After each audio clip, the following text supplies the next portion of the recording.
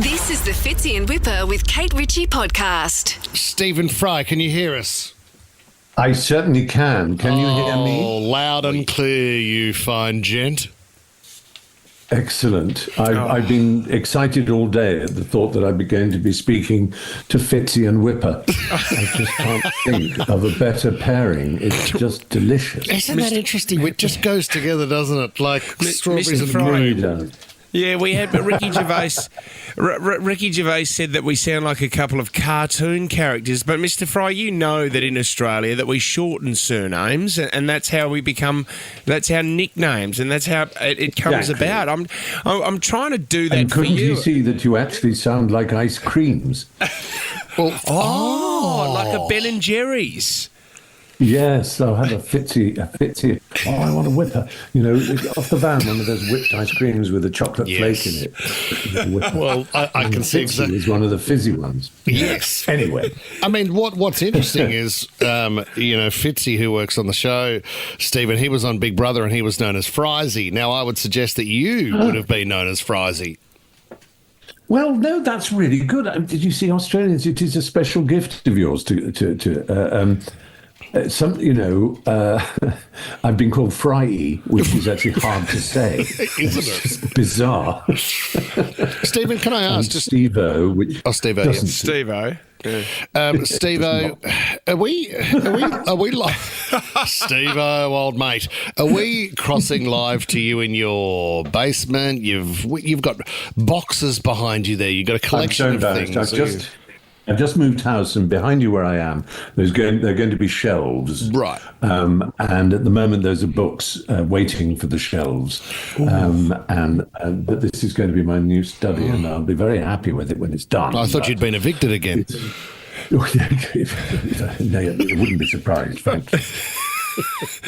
Is this the new book, Stephen, as well, on Greek mythology? And I know it's fascinating. I absolutely adore listening to it and reading it. And you've brought out some amazing books. And I would love to ask you that, I mean, Greek mythology, it excites me so much as well. But there is such of gods and goddesses and heroes and monsters and fools. Do you have a favourite that you particularly like to write about? Well, I'm almost bound to say, because it's the last one, that the story of Odysseus getting home is one of the great stories, because there are so many stories within it. But it's a story of homecoming, and homecoming, I think it was new to the human race in a way, or relatively new, that in the Bronze Age, people had settled down, they'd started to build houses, and they were trading, and, the sea levels had stabilized, so there were little villages by the sea had become harbors, had become port cities, and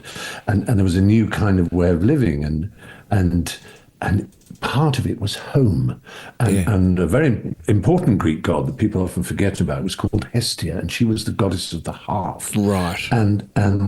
And the Greek for hearth, one of the Greek words for hearth, is cardia, which is like heart, as is the Saxon word. Hearth and heart are connected.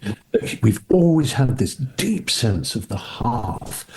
And the Latin for hearth is focus. And our word focus that we use now for all kinds of things originally meant the place around which we sat with a fire in the evening, a hearth. Yes. So it just shows how important it is. And, partly one thinks this was when humanity was most bound into families and clans, and outer tribes and countries were smaller things. Your identity and your belonging was smaller, and the hearth was part of it, and it's where you sat, it's where you told stories in front of the flames. You explained why the thunder rumbled, and why dead twigs could have green shoots coming out of them in the springtime. What force it was that made that, and all those forces would be gods. And of course, it doesn't take much thinking to remember the time when, probably you're too young, but when I was young, when television was the hearth. The whole family sat round this flickering light, and stories were told, and we all watched at the same time. The human family in your country watched it at the same time. Yes. And maybe part of the trouble with our fractured world now is that the hearth has disappeared. It doesn't exist. And even television, which seems like a modern version of the hearth, and some people may say a vulgar intrusion on the real idea of the hearth, but even that seems noble compared to the fact that, in the family, she's on her social media in her room. He's God knows what he's watching in his room, her brother. Yeah. And then he's ordered a pizza. She's ordered a curry. And mum and dad are watching something else in another room. The hearth has split up. The family has split up. But that deep yearning for home, the return home that warriors and fishermen and traders had in a country like Greece, a maritime country.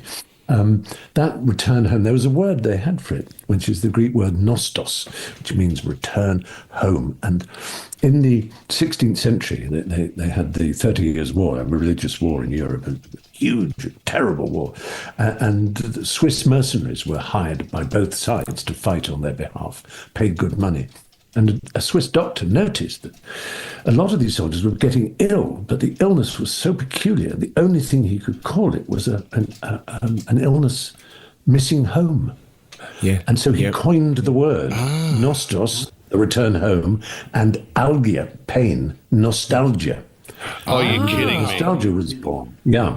And so we all have this, I think. We all have in our hearts, whether it's the kind of TV that was on when we came home from school and bung the satchel on the table and poured out a bowl of sweet cereals and there was The Simpsons on TV, or whatever it was that was on at that time, some quiz show.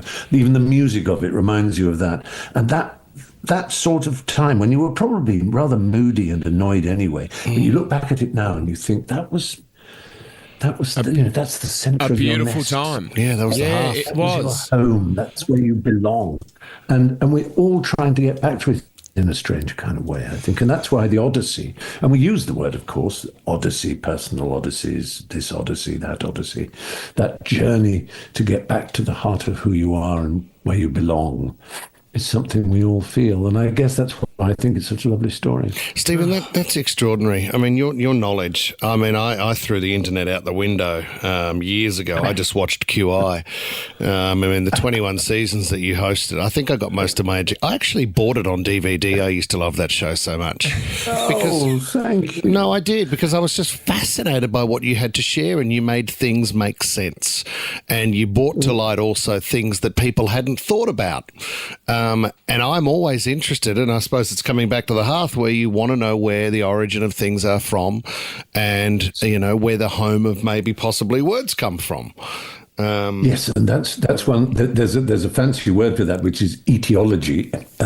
It begins with an AE, but the cause of things. And the etiological myths are ones that were always my favorite when I was a child, so like Arachne, who was a brilliant weaver, but was so boastful she claimed that she could weave better than the goddess Athena, who was the goddess of handicrafts and wisdom and all these things. And she was weaving away, and all her villagers were looking around saying, "Oh, Arachne is the best weaver in the world." And then this old crone comes and says, "Oh, I can weave better than you." And she says, "No, you can't. Really ridiculous." And they have a competition, and then the old crones, Arachne shows hers, and it's beautiful. It's stunning. It's almost alive. But then when the old crone shows hers, people gasp. They have never seen weaving of such quality. Suddenly the old crone isn't an old crone. She's the goddess Athena. And Arachne rushes out to the garden and hangs herself on a tree. And Athena says, "Poor foolish girl, poor foolish girl." And there's the string of the rope that she's hanging herself bounces up and down, and the body of Arachne becomes all sort of scrunched up and dried up, and she drowns herself on the rope and scuttles away, now a spider, and spends the rest of her life weaving, which is, some people say is Athena's punishment, and others it's her reward, and that's why spiders are called arachnids.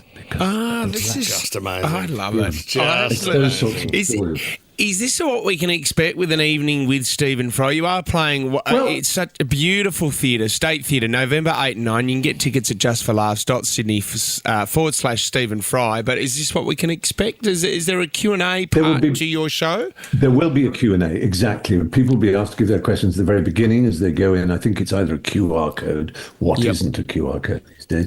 And they'll get onto the site and they'll be able to type in a program. I'll get a chance to look at the ones in the interval that look promising, and some of them could be for me to tell stories and reveal secrets of my dreadful life and read as well, because I want to some extent to recreate in that beautiful space. I have played the State Theatre before, and it is just the most fabulous, isn't it? What an interior. I hope to create that sort of atmosphere of bedtime when you're a child and there's a story coming, or even just when we were all children, if you like, when mankind was in its childhood in caves and there were the fire flickering to keep the wolves and bears at bay, and we told each other stories about how the world was made and where people came from. And Stephen, can I ask also, is there a topic you don't know anything about? If I threw, I don't know, meerkats. Do you know anything about meerkats? I mean, is there... I'm very fond of meerkats. I have seen of course you are. They're very quite... But I tell you what it is. In a way, and this was like, I used to think that QI was really like a cookery program, in that if you see a very obese person, which I sort of not am at the moment, but I'm still overweight, and my doctor says, the reason they are obese, there's no getting away from it, because it's the only way you can put on any mass at all, is through the organic substances we push through the hole in our head that we call our mouth. That's the only possible way you can put on weight. There is no other, apart from putting on a large knapsack. Jacket. Yes. You put things in the hole in your head and they turn into body matter. And so when you see a very obese person that they're quite greedy. And similarly, I am greedy for knowing things. And so I have a fat mind, if you like. There you go. I pick it up and I put it in if it looks appealing. Yeah. And that's what QI was. It was just a great big tray of exciting sweets that I couldn't but eat.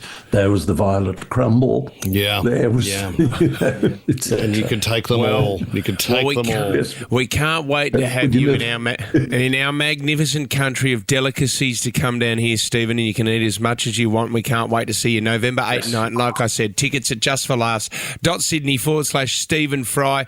It's always a pleasure. We are huge fans of yours, Stephen, so thank you so much for coming on the show this morning. Real pleasure. Thanks for having me, and good luck. Thanks, Stephen. See you when you're in town. You bet. Bye-bye. Thanks, Steve-O. See you, mate. Fits in Whipper with Kate Ritchie is a Nova podcast. For more great shows like this, download the Nova Player via the App Store or Google Play. The Nova Player.